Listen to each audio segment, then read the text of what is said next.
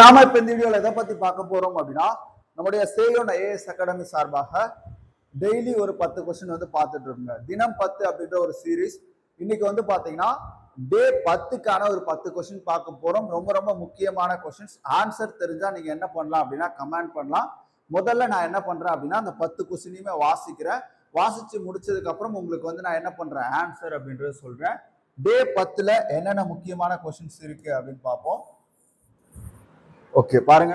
வேலை பகுப்பு முறையை அறிமுகப்படுத்தியவர் யார்? தெரிஞ்ச ஆன்சர் பண்ணலாம். இந்திய கலப்பு பொருளாதாரத்தின் தந்தை யார்? ஆன்சர் பண்ணுங்க. இந்திய சூழ்நிலையில் தந்தை.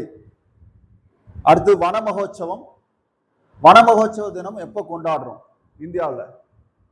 அடுத்து சிப்கோ இயக்கத்தை தொடங்கியவர் யார்? பிரதிநிதித்துவம் இன்றில் வரி இல்லை அப்படின்னு சொன்னவர் யார்? இந்த முழக்கத்தை வச்சவர் யார்? தமிழகத்தின் முதல் பெண் பதிப்பாளர் யார்? காந்தி தனது ரவுலா சத்தியாகிரகத்திற்கு தமிழ்நாட்டு தீவிரவாதிகளின் ஆதரவை நாடினார் என கூறியவர்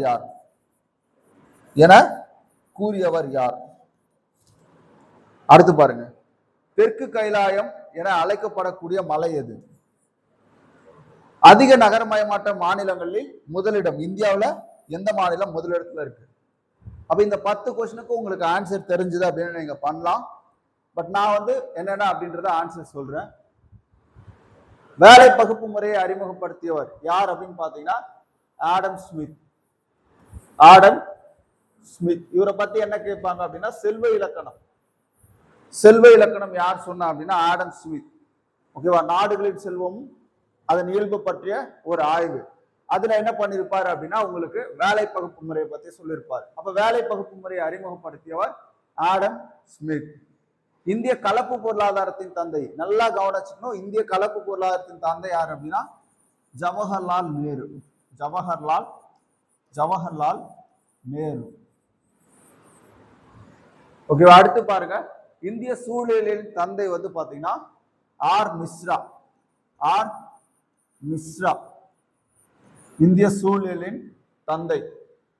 வன மகோத்சவம் தினம் எப்பவுமே வந்து பாத்தீங்க அப்படின்னா ஜூலை 7ல கொண்டாடப்படும். ஜூலை 7 வன மகோத்சவ தினம். சிப்கோ இயக்கத்தை தொடங்கியவர் யார் அப்படின்னா சுந்தர்லால் பகுனா.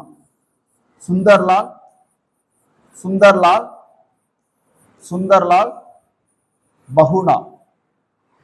அடுத்து பாருங்க. பிரதிநிதித்துவம் இல்லையில் வரி இல்லைன்னு சொன்னவர் சி நடேச முதலியார். சி நடேச முதலியார் சொல்லியிருப்பார். அடுத்து பாருங்க. தமிழகத்தின் முதல் பெண் பதிப்பாளர் கண்ணம்மாள்.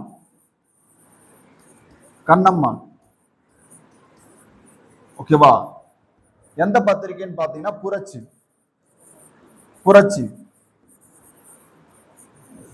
ரொம்ப முக்கியமான பத்திரிகை. சுயமரியாதை இயக்கத்தினுடைய பத்திரிகைகள்ல ஒண்ணு.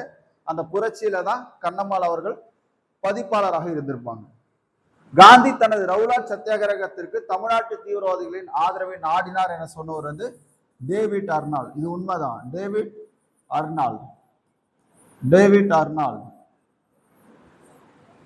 அடுத்து பாருங்க. தெற்கு கைலாயம் என்று அழைக்கப்படக்கூடிய மலை எது? பொதிகை மலை. அதிக நகரமயப்பட்ட மாநிலங்கள்ல முதலிடத்துல யார் இருக்கானா கேரளா. இரண்டாவது தமிழ்நாடு. முதல்ல வந்து பாத்தீங்கன்னா கேரளா, இரண்டாவது வந்து பாத்தீங்கன்னா தமிழ்நாடு. ஓகே, ஆன்சர் பார்க்கலாமா? ஃபர்ஸ்ட் கொஸ்டின் வேலை பகுப்பு முறை ஆடம் ஸ்மித். ஓகேவா? அடுத்து பாருங்க. கலப்பு பொருளாதாரத்தினுடைய தந்தை யாரு? ஜவஹர்லால் நேரு. சூழலின் தந்தை வந்து ஆர் மிஸ்ரா. வன மகோத்சவ தினம் வந்து ஜூலை 7. அதே மாதிரி சிப்கோ இயக்கம் சுந்தர்லால் பகுனா. சி நடேச முதலியார். ஓகேவா? பிரதிநிதித்துவம் இல்லைன்னா வரி கொடுக்க மாட்டேன்னு சொல்லியிருப்பாரு. பதிப்பாசிரியராக கண்ணம்மா இருந்திருப்பாங்க. முதல் பெண் பதிப்பாசிரியர். டேவிட் அர்னால்ட் என்ன சொல்றாரு? காந்தி வந்து பாத்தீங்கன்னா ரவுலா சத்தியாகிரகத்திற்கு தமிழ்நாட்டினுடைய தீவிரவாதிகளுடைய ஆதரவை நாடினார். ஓகேவா? அடுத்து பாருங்க. தெற்கு கைலாயம் எது அப்படின்னா பொதிகை மலை. அதிக நகரமயமாக்கப்பட்ட மாநிலங்கள்ல முதலிடத்துல இருக்கிறது கேரளா. இரண்டாவது இடம் தமிழ்நாடு. தமிழ்நாடு. ஓகே, இன்னைக்கான 10 கொஸ்டின் பார்த்துருக்கோம். உங்களுக்கு இந்த தொடர் அப்படின்றது தொடர்ந்து வந்துகிட்டே இருக்கும். நீங்க ஒவ்வொரு டேவா 10 கொஸ்டினா என்ன பண்ணலாம், சேர்த்துக்கிட்டே போனீங்க அப்படின்னா எக்ஸாம் வர்றதுக்குள்ள நமக்கு அவ்வளோ கொஸ்டின் என்ன பண்ணுவோம் அப்படின்னா கவர் பண்ணுவோம்.